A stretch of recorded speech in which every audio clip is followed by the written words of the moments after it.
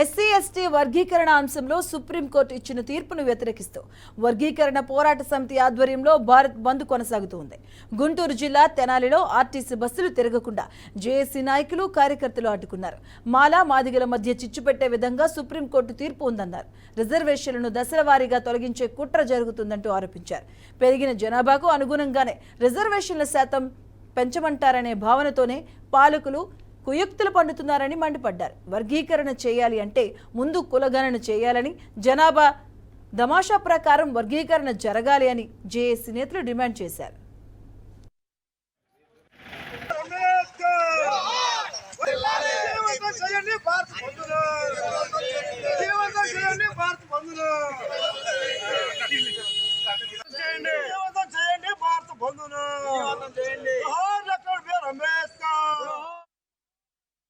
డెబ్బై సంవత్సరాల నుంచి ఈ దేశ మూలవాసులమైన మమ్మల్ని అనగదొక్కే ప్రయత్నం కాకుండా మమ్మల్ని దోపిడీదారులు వ్యవస్థ వచ్చేసి మమ్మల్ని దోపిడీ దోసుకుంటూ ఉంది.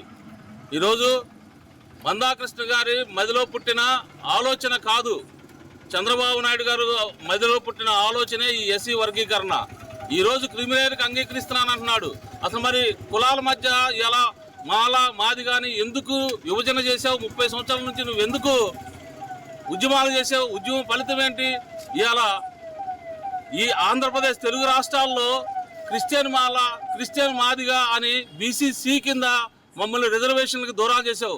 90% మేము ఎస్సీలు క్రిస్టియన్స్గా ఉంటే మీ గుళ్ళోకి రానికపోతే, మీ బడుల్లోకి రానికపోతే ఆదరించి మేము వేరే తీసుకుంటే మీకు మత స్వేచ్ఛ లేదని చెప్పేసి రిజర్వేషన్స్ తీసివేశారు.